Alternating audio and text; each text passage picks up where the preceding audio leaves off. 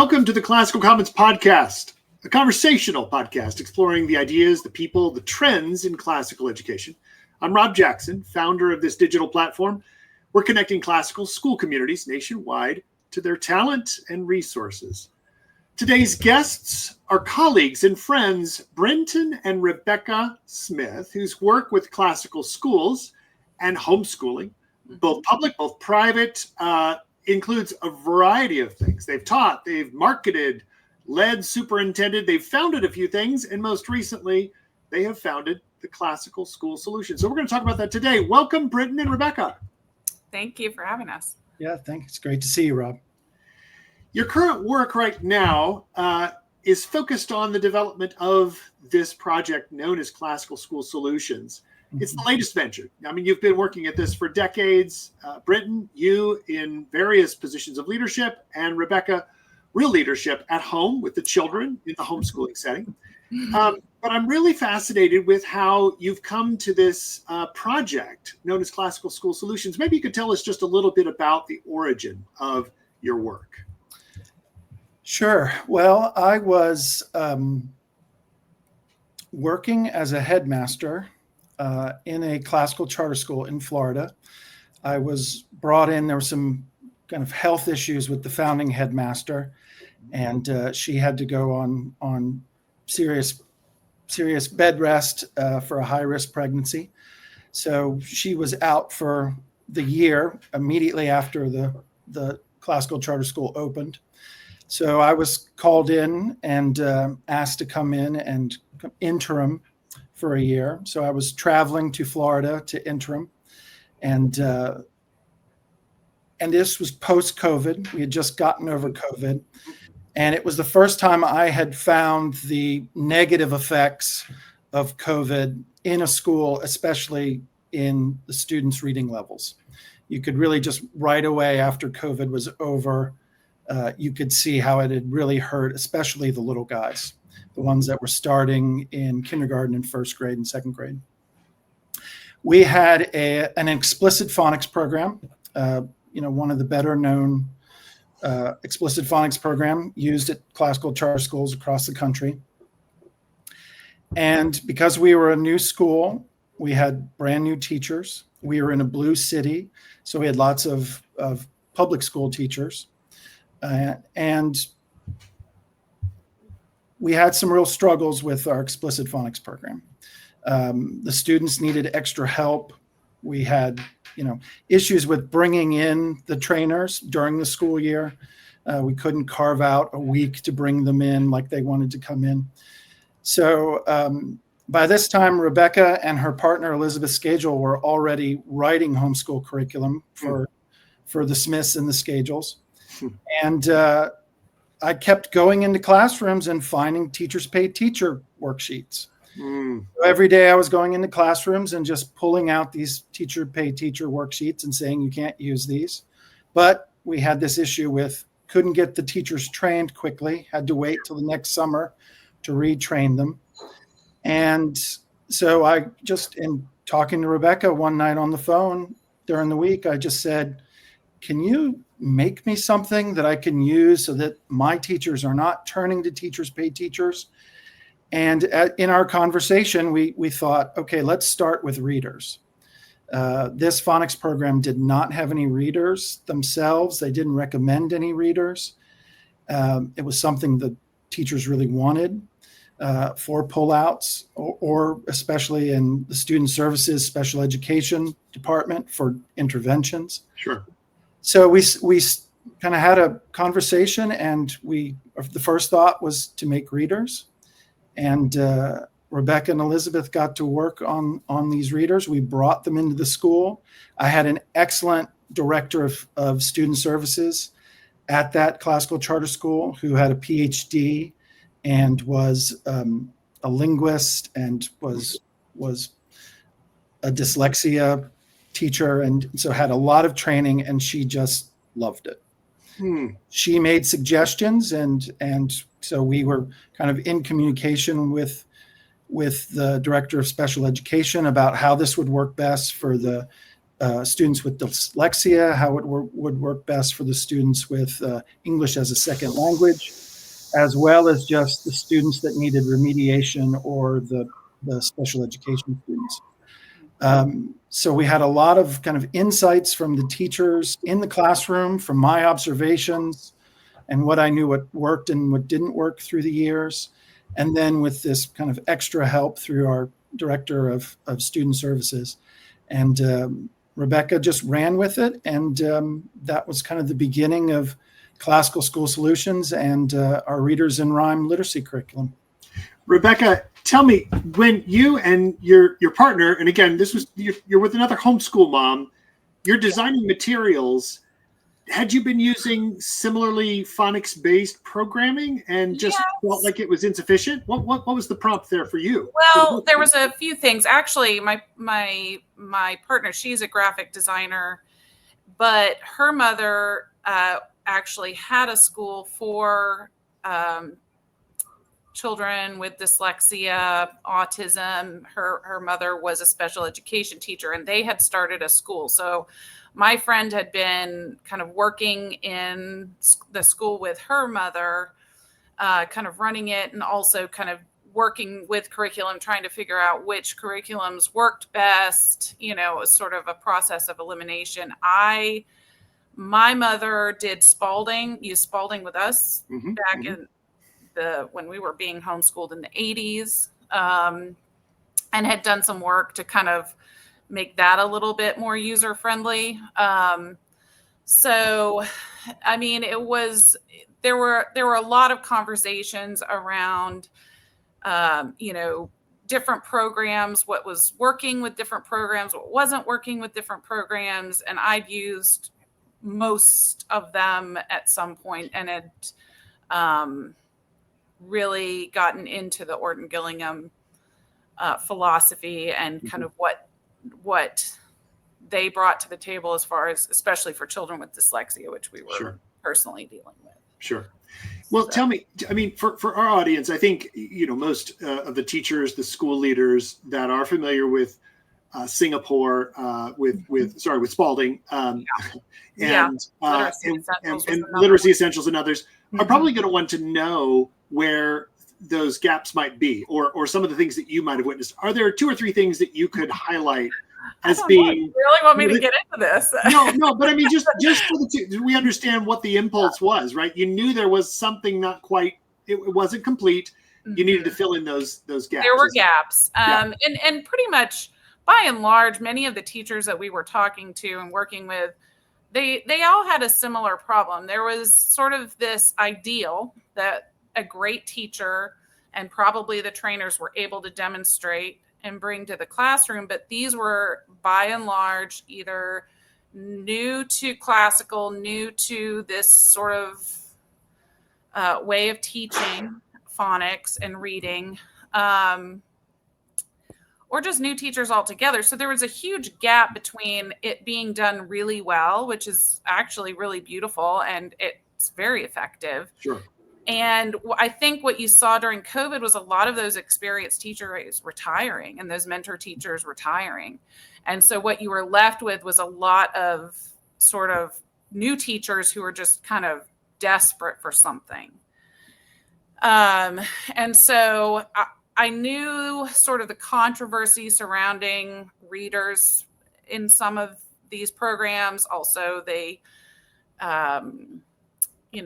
really don't want you using worksheets and things like that. And I understand the thought behind it. I think it's probably the best way to go. But the reality on the ground and what Brinton was dealing with was just so far from that. He was like, we've got to do something. Like, we can't just pretend this doesn't exist.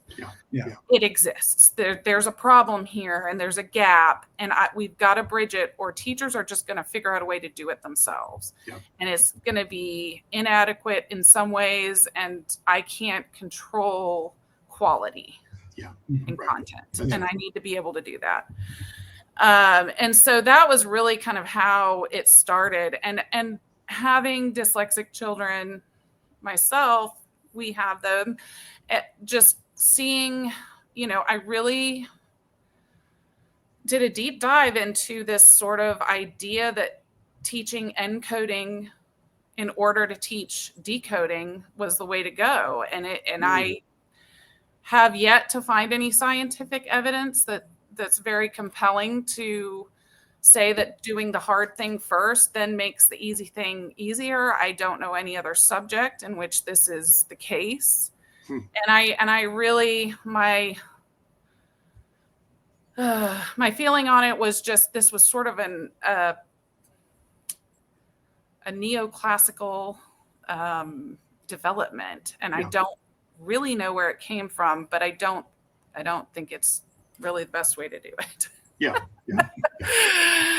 Well, it's interesting because I think we're seeing throughout the classical sector, if I can refer to it as such, questions around what we've inherited and really what's come about as the result of school leaders practically having to generate either material or pedagogical decisions, training, especially of teachers, in these last few decades, right? Because the explosive growth of classical now, we're out over our skis, as the saying goes, right? We have so many of them and so few teachers of a masterful grade that oftentimes the young novice teachers who are eager to do the right thing are just beside themselves. They're looking, and the headmasters, the school leaders are, of course, busy trying to bring those things together. But boy, what a pinch in COVID, right? Where you've suddenly on the receiving end of a wave of kids who now have reading deficits, who are falling behind, and you've got to attempt to remediate wholesale, right, for an entire cohort. I can imagine. We live through it, right? We all live through it. So, well, and it doesn't make it easier that in the charter setting there's state testing, right? That's right. And so you're in need of something to help you as soon as possible. Yep. And just the reality on the ground is it's hard to get excellent trainers in, and we even had regional trainers with the system I was in. But they were other lower school. They were other lower school teachers that their headmasters didn't want to just let them come over to my campus to help me out. Right. So it was difficult to get the trainers in. One of the things I think is these explicit phonics programs are very training heavy. Yep. And when you're in a pinch like post-COVID, and you're in a startup school and you're treading water and trying to do a good job, and how can you do a good job sooner rather than later? And the other context of all this was I didn't have any in-school trainers. We were a brand new school, brand new faculty. Like I said, a lot of public school teachers trying to come over and learn to teach classically for the first time. And so there wasn't anybody to turn to. In an experienced school, you might have that second grade teacher who's your master teacher that, you just grab her once a week after school and round up the lower school teachers and knock the training out. Yeah. We couldn't do that. The regional trainers were busy. We couldn't just steal them from their own campuses. The national trainers were busy. They wanted a whole week. It's hard to do that. Expensive too. Expensive. Hard to do that during the school year. At one point, we even discussed, well, can we bring the trainers in during Thanksgiving break? And it was either like have a faculty revolt or bring the trainers in. So fortunately, like you said, I married up, and I had the resources at home to just pick up the phone and say, what do you think? What can we do here that we could just design ourselves? Sure. And truly, it's turned out to be such a wonderful product. To use the kind of crass business language. Sure. No, that's right.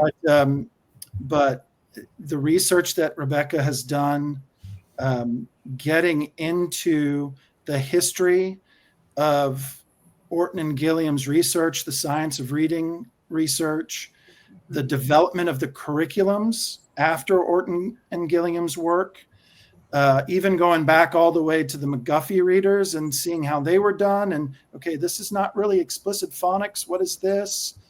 The interesting thing for the classical movement is explicit phonics is a kind of 20th century phenomenon. development. Right. And like Singapore math, I would say is a more recent development as well. So are we doing things because they're old, or are we doing things because they're true and good? Mm-hmm. And like Rebecca said, we haven't seen any evidence that the spelling to read is necessarily been proved.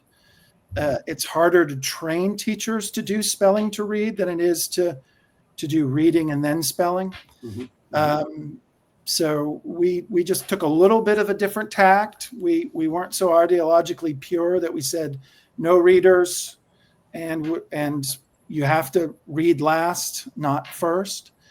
So we're different enough in the space that we can be a standalone literacy program, or we can be supplemental. And a lot of the charter systems have brought us in and are using us as supplemental materials in the student services, in special education, in the interventions and pullouts.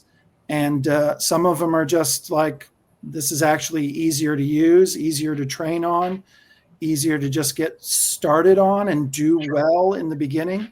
Yep. So we have a kind of a range of schools that use us in different ways. And that's great because we think we work in all those ways. Well, I was going to say, I like your tagline, which I've got up here on the screen, right? Classical education made simple. Of course, there are levels, layers, there's depths here that many of us will never even begin to plumb.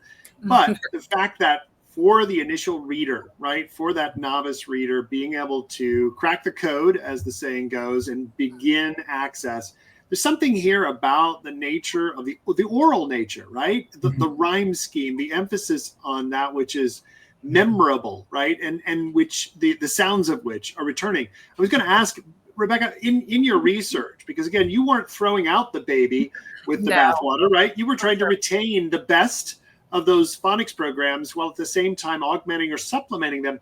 Perhaps you could just kind of spell out a little bit, besides the real beauty of these volumes. And I would say you've got a great designer, of course, for a partner. Fantastic. Tell me a little bit about what makes this simpler, as it were, especially for the novice teacher. What is it that really does draw them in and draws the children in? Well, I mean, one of the things I noticed, we collect vintage books. Mm-hmm. And so my first thought was, we'll just go back and look at those vintage readers because they've got beautiful pictures, great stories, they're engaging. That was my first thought, is we could go back and see what we could use from that. But getting into it, I realized very quickly their way of teaching reading literacy was not considered to be something that every child was going to do. So some of these readers are, traditionally they've been used through 8th grade. And I kind of lament that they're not still in many ways, but, so going in there, it was like, okay, this isn't designed in a way that is going to be accessible to every child. These stories are wonderful. The language, the vocabulary is wonderful. The pictures are beautiful. How do we kind of take those pieces and make a book that a child wants to pick up that's just pretty and engaging and entertaining, while still holding on to, it's not just as they in twaddle and the and so one of the things Brinton had asked was, okay, we have all these sort of idioms and phrases that are core knowledge curriculums are trying to kind of make sure our teachers are using these poems. Need to be we need to make sure they're doing that, and the problem was a lot of that was put on the teacher to kind of figure out how to implement, which for an experienced teacher, she can do it. It's not a big deal. She's got it figured out, but in the resources where she's going to find those things, she's done all that work. the new teachers were really struggling. So a lot of those things were not happening. So what we tried to do was take those idioms, takes those phrases, and incorporate them into the readers. So kind of keeping that rich language, keeping that vocabulary. So each of our readers has like a little lesson plan with it that kind of goes over, for instance, little lads. Okay, well, lad isn't a commonly used word anymore, but for cultural sort of literacy, probably child should know that word. So, you know, things like that we went and intentionally made sure we were using, phrases that we were using in the readers that could be discussed. What an ESL teacher actually told us that, you know, one of the interesting things that she hadn't even thought about, snug as a bug, was a phrase that was used. And some of her children had no idea what that meant. Yeah. You know, and so it was just sort of a very sort of organic way to put all of that in the curriculum and make it easy for the teacher to use and easy for the students to access without it being sort of archaic or, you know. Or just studying vocabulary through memorization. We really like integrating the spelling and the vocabulary into everything we do, because the way you learn vocabulary and spelling best is through the context. So all those great old words, old idioms, we have integrated poetry and nursery rhymes into the curriculum as well. So there's recitation, memorization, recitation of poetry. We've integrated grammar in. So as through the years, as we've been developing this into a complete literacy curriculum, we've been adding more of those components, and I think it just gets better every year. Rebecca just does an incredible job, and Elizabeth as well with the imagery and the writing of the curriculum. And I'm just there to say, oh, here's the problems the teachers are going to have, or what I'm seeing. Right.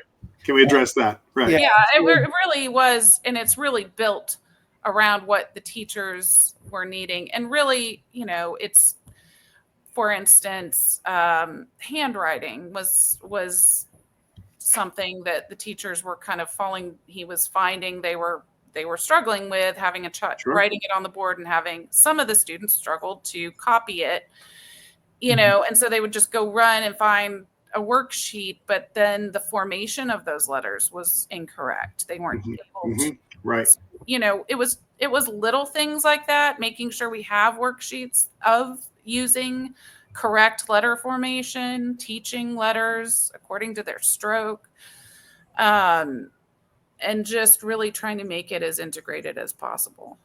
Well, I think that's what I noticed when you gave me a review copy. I was really impressed with the aesthetic, but effectively a beauty that permeates the materials, and yet the forms that you're promoting or propagating are right there. And the example of handwriting is perfect, because again, many of a generation or more have simply not learned cursive, have not studied, and have not mastered it. This is, of course, a disadvantage on several levels, not the least of which is trying to access primary sources that are, in fact, written by hand, if they haven't been, you know, translated into formal text and reproduced digitally. But for those where we would be looking at, let's say, a first edition, right, the first copy of Jefferson's Declaration. I remember looking at that in the New York Public Library years ago and thinking, I'm not sure how many young people could actually read this, right? His penmanship, as you know, is from another generation. So the fact that your materials are both beautiful, but very much functional, and their forms are there to help students begin at the beginning and to walk them through that. So well, and one of the things we really tried to focus on as well was, so you'll notice we do color coding. We use a dyslexia friendly font. There was sort of this idea that if it's the best thing, you know, that every child could could benefit from it.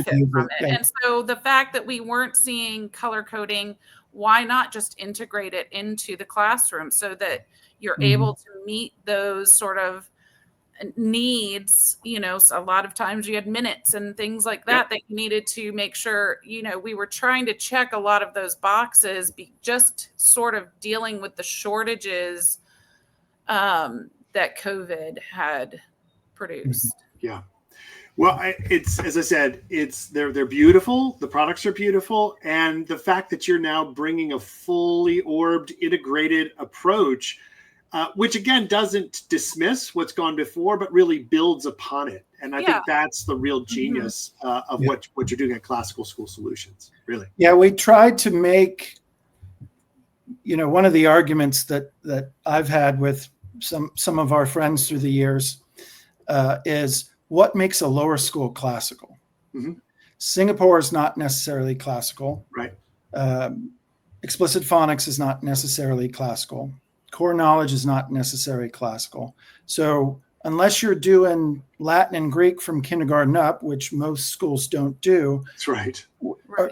Are we using classical as a marketing term for the little guys? So in taking the science of reading and trying to make it classical in its presentation, knowing the way the teachers teach, how to bring it into the room with using classical instruction techniques, even in our little resources, our workbooks, if you like. Making them beautiful is obviously part of that. Integrating the idioms, the poetry, the recitation. We even have picture studies that we've added. So we have all these kind of Charlotte Mason techniques for instruction kind of built into the Readers in Rhyme Literacy program that we think it's taking the best of the science of reading and making it more classical. Yeah. Well, and that's where I've told many folks that I've spoken with over the past couple of years, it feels like the science of reading is on our side, right? In classical liberal arts education, what we're discovering about memory, about retention, about deep reading is what we've been doing for generations. And if someone like yourselves was able to take that science and apply it and give it the appropriate pedagogical framing, it seems as though we'd hit pay dirt with that, right? This is a way for us to communicate, especially to an audience unfamiliar with classical, that this is deeply woven into human nature. This is the way we come to understand language, the way we acquire language. And we're working with, again, cognitive science, neuroscience. We're seeing these latest findings affirm what we've known and what have been experienced for generations, right, within the classical method. So I think potentially it reinforces and perhaps, in fact, helps us to further elaborate on our own pedagogy and our own distinctives. Yeah, and even though reading is a technology, it's best learned when it's done the way learning to speak is done, through the ear, through sound. That's right. And explicit phonics does that. And Rebecca's done a great job of putting the phonemic awareness practice at the beginning of every lesson, so that the students are constantly reviewing their letter sounds, their letter combination sounds, all the phonograms. A lot of auditory exercises. Sure.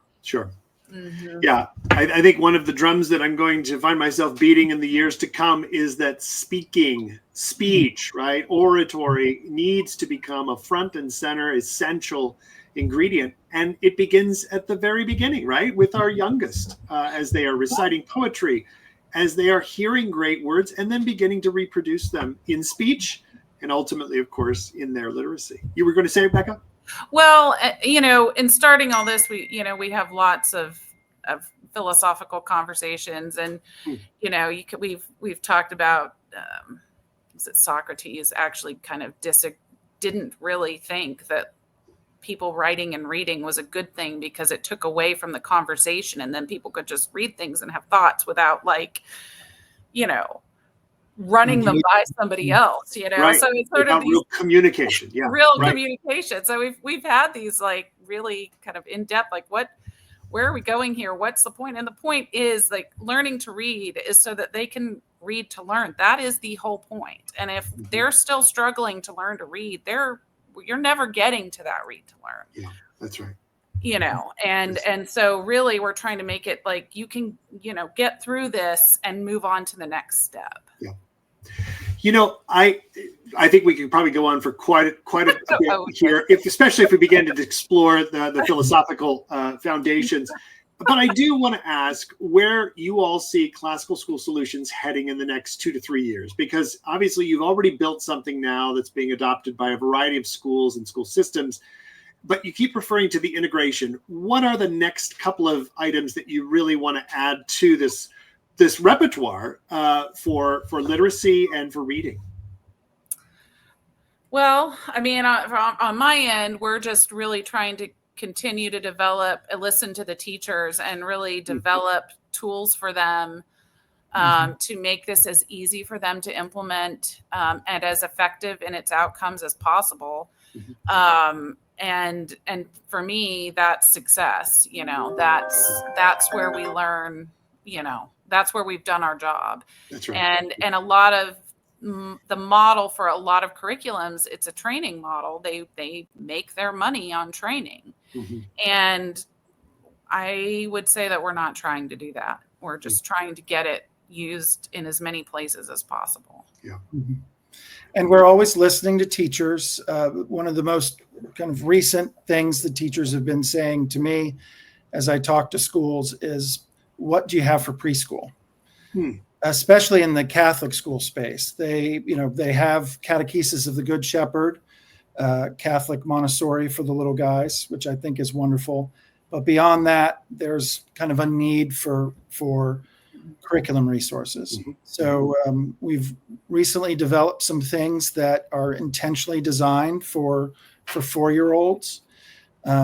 So the way I kind of think of our development is, continue to make Readers in Rhyme literacy, an excellent program. Listen to the teachers, hear their feedback, try to add to it in a way that really helps them and continues the program excellence. And that might mean some things specific to different types of school. It might mean adding some higher grade level materials. Some folks that we both know have reached out to me and said, we have public school kids coming into classical schools in 3rd, 4th, 5th grade.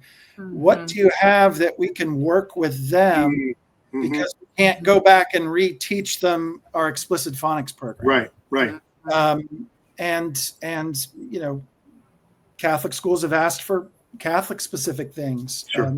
Evangelical schools have asked for things that are more scripture tied. So the growth comes from those conversations with headmasters, with teachers, and hearing what they need. And because the way I think about it is we're here to serve teachers. Yeah. Right. And a great headmaster is there for his teachers, I think, first.